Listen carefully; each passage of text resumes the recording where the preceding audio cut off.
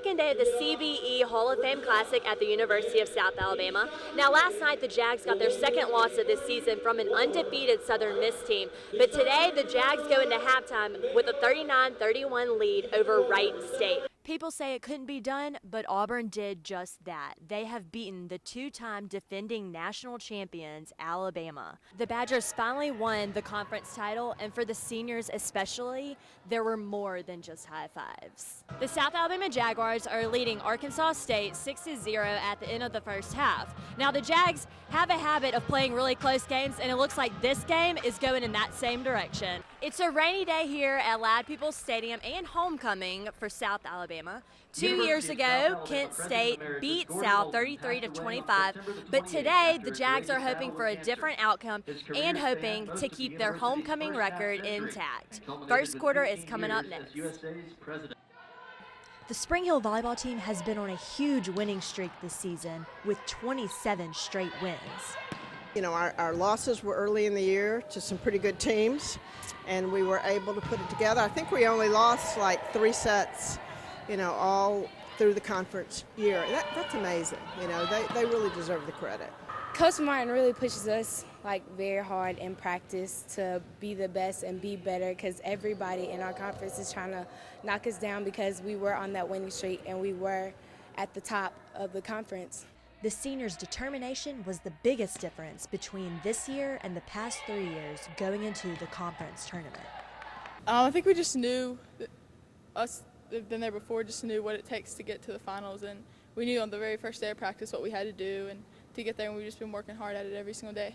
They've done everything else, the winning streaks, the conference championships, the making it to nationals, all that we've done, but we had not won the tournament, and I think that it was going to happen. The Badgers finally won the conference title, and for the seniors especially, there were more than just high fives. I cried. I bawled. My mom came up to me after the game and gave me a hug, and she was crying, and I just started tearing up. It was a great feeling. I cried. I bawled my eyes out. I was so excited. Taryn and I bawled our eyes out, so did Meredith. It was just a great experience. But for now, the team has to put away the happy tears and hugs and prepare for the next big obstacle. Since our chemistry is so great that we'll actually have a good chance of winning that regional game and then actually going to Sioux City and doing well there. We're just going to keep playing every game, not overlook any game that we have. It's the Deep South's oldest rivalry, Auburn and Georgia, meeting for the 117th time. Both teams have won 54 times in the series with 8 ties.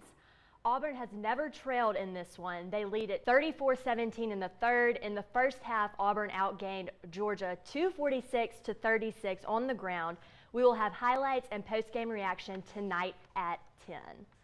Staying in the SEC, Alabama and Mississippi State kick off at 6:45. The Tide has won 10 out of the last 12 in the series.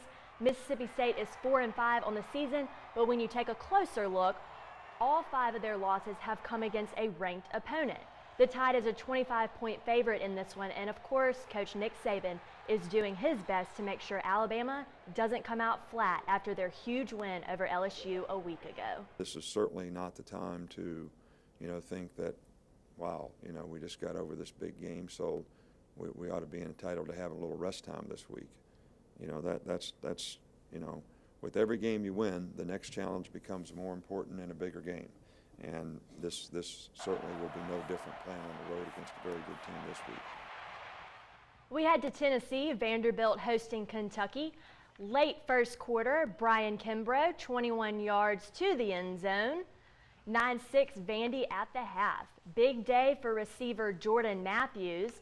He hauls in this pass from Austin Carta Samuels. 141 receiving yards for Matthews. He's the first receiver in school history with back-to-back 1,000-yard seasons.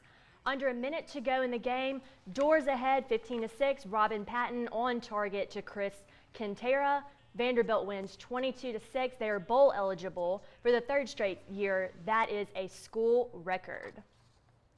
Elsewhere, South Alabama playing their final non-conference game of the season. The Jags led 14-10 in the second quarter, but Navy has pulled away. Right now, they are in front, 27-14 in the fourth.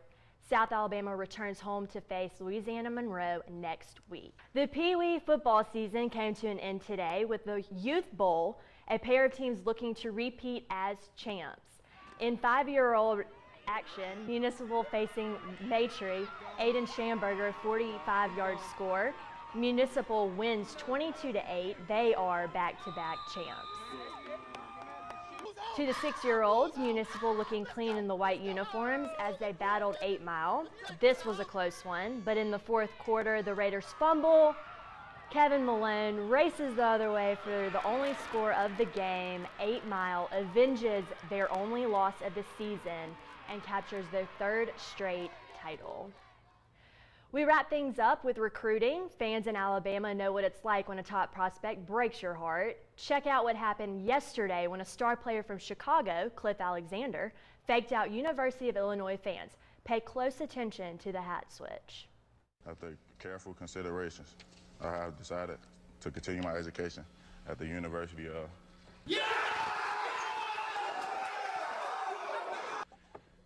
Kansas.